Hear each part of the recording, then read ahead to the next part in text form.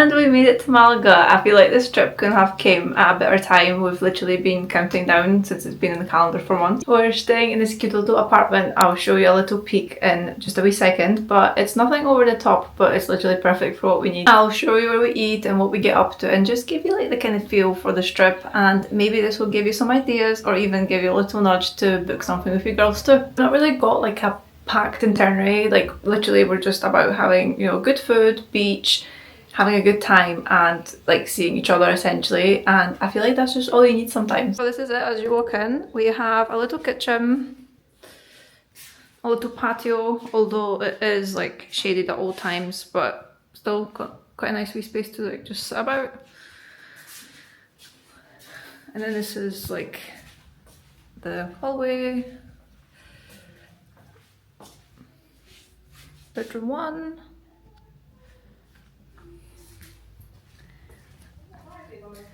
Nice wee living room. I must say the decor is a bit random, but do you know what? It actually fits the overall vibe of Malaga, I think. And yeah, and then we've got one bathroom. It's giving green, giving green. A single bed here, another bathroom, and final bedroom. And then in the main bedroom at the front of the building we have a little kind of Juliet balcony and looking out to the main street. This is what it looks like. Some construction going on across, and if you head down there you're basically like in the centre. The apartment's located in like the Victoria Quarter, which is really close to Alcazaba and Gibralfaro Castle. If I've completely butchered saying those things, I apologise in advance, but we're very central, so we're not far away from like the beach and the port itself. So yeah, I definitely recommend location, but also like this little apartment, it's great. We got it on booking.com. So this was our first night in Malaga, and tell me why we literally stepped out of the apartment and there was a full-on parade happening like right outside. We had no clue what was going on, the streets were packed and we literally couldn't get past anyone. It turned out to be a religious celebration and it only lasted about 15 minutes, but it was honestly such a moment. So random. Yeah. I'm the part of the... I am reporting live. Reporting live from Malaga. Once we got through the crowd, we headed to this really cute dinner spot that's kind of like a local gem. They're known for their paellas, and of course we had to try it. We've seen it on one of the foodie vlogs and thought this would be the perfect way to start our first night. Cheers! And just for a little bit of context, the girls and I try to take a trip like this once a year. We now all live in different parts of the UK and Europe, and this is our way of catching up, spending some quality time together and just taking a break from life. We all met back when we were doing our masters and our PhDs up in Dundee, and somehow we've kept this tradition going. The rest of the night was super chill, just wandering around the city, grabbing some drinks and soaking it all in, and honestly it was the best kind of first night.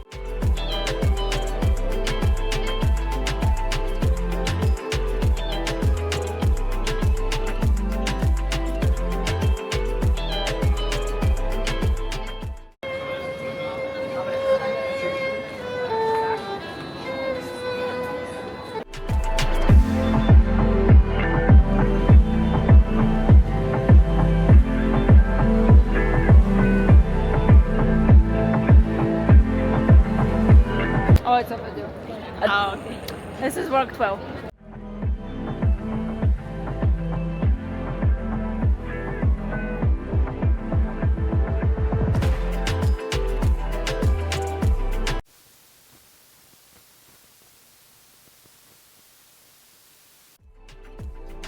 Now the next morning we grabbed a super quick breakfast, and this place is actually known for really good churros, but as you can see we ended up getting waffles, and then we just wandered around the city. So we're literally recreating the same walk as we did during nighttime to see it in the daytime. And of course Anna is the star of my show. When I was editing this vlog she was literally in every single shot with her camera, so we got double the footage.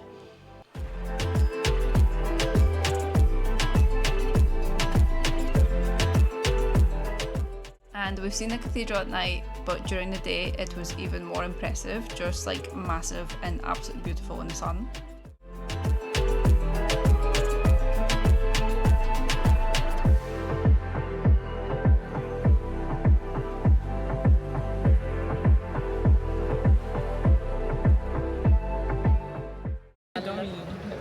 currently contemplating whether we should pay €10 each to get into the cathedral. Next, we made our way through Paseo del Parque, which is a cute little spot if you're ever in Malaga. It's literally right by the waterfront and there's lots of fountains, shade, and if you're lucky, you'll catch these tiny little green parrots flying around. It was absolutely boiling that day, so it was the perfect place to just slow down a bit. Now if you're getting the bus from the actual airport itself, this is one of the last stops to get to the city centre.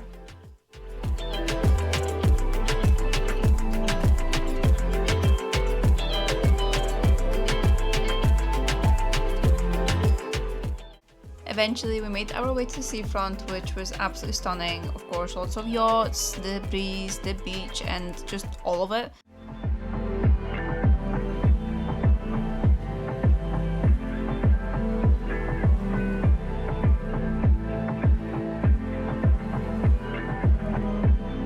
We stopped for lunch and obviously we got tapas, because when you're in Spain you just have to, and literally you just can't go wrong with tapas when you're in Spain in general.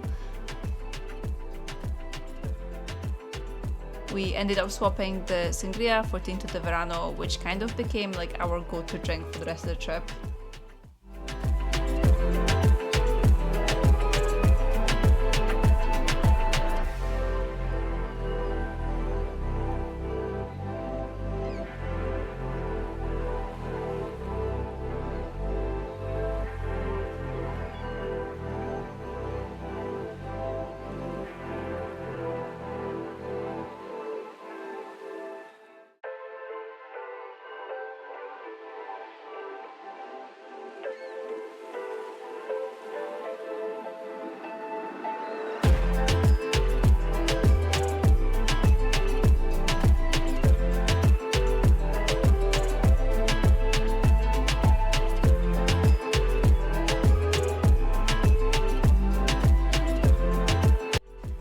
Now after lunch we wandered back into the city and went to the Picasso Museum, and I didn't actually realise he was from Malaga. Like, I knew he was Spanish but not that he was born here. We definitely recommend nipping in. It was quite a nice experience, and also given that it's really hot there, it's a really nice way to just cool down, because the whole museum's air-conned and so on and so forth, and the gift shop is honestly such a vibe. Now, when it came to the evening, it was one of those moments where you're like, okay, we're definitely in Spain, because yes, of course, we got another paella for dinner.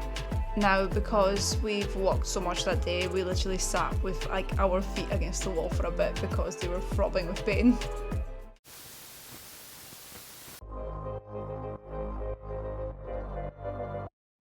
Now Sunday was super chilled. We started the day with breakfast at this cute little spot near our apartment. It had like lots of fresh options, also veggie and vegan stuff too, but a quick heads up, it was a bit of a wait, so if you're planning to go, it's worth booking ahead. And then we wandered around the city again, of course, and we ended up at the beach. So this is where the Malagueta sign is, which is basically the iconic photo spot if you ever Google Malaga. We also passed the bull ring, which we didn't go into, but yep, it's still active, and this is something you're curious about, you can definitely catch a show.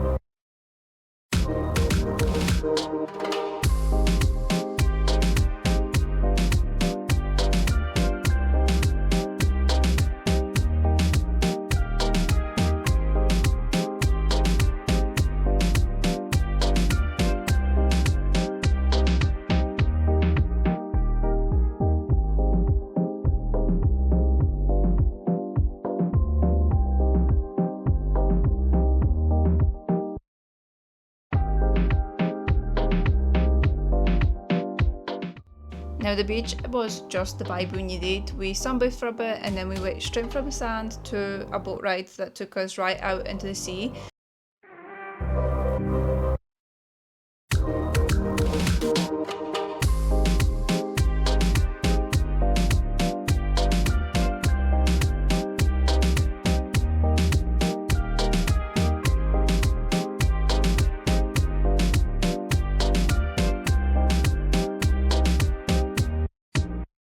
Now you could jump into it, which we obviously did, but honestly the water was absolutely freezing, like an actual temperature shock. I couldn't believe it, because usually when you go to places like south of Spain, the water tends to be really warm.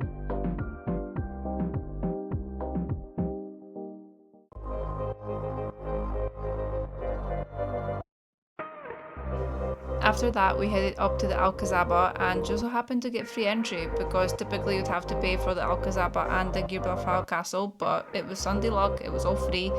And after the Alcazaba, we tried to go up to the Gibraltar Castle, of course, because it's just a little bit of a walk up from there, but we literally missed the last entry by about 10 minutes. So instead, we ended up hiking to the viewpoint instead, which is actually totally free, and honestly, the views were stunning.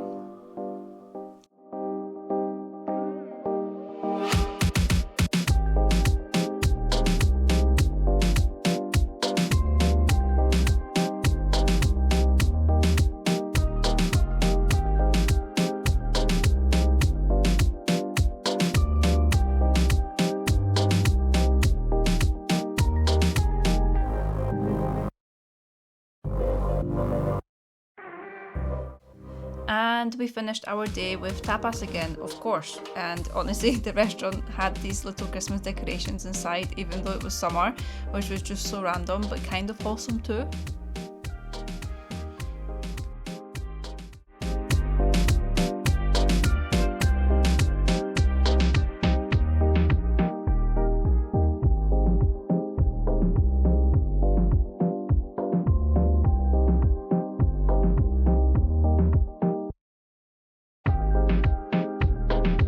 I hope you enjoyed this little vlog. It's not my usual type of content, but I will use YouTube intermittently as a little keepsake and almost like a memory hub for me and my loved ones. And it's actually quite scary to think that this time next year we'll probably be away on my Hindu bachelorette trip with the girls, or annual getaway with more people and even more memories to make. And honestly, I just can't believe how fast things are moving this year. It's, you know, it's August now.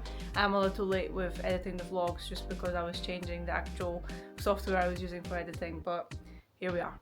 Honestly, hats off to anybody that is basically like managing a trip with people being scattered around, you know, aligning schedules, flights, and just times for people that will actually work, you know, to get the most out of the trip is so tricky. It's like a project of its own. So yes, hats off to everybody. It's definitely worth it, but it does take a lot of like mental load. And on that note, thank you so much for watching, and I'll see you in the next one. Bye!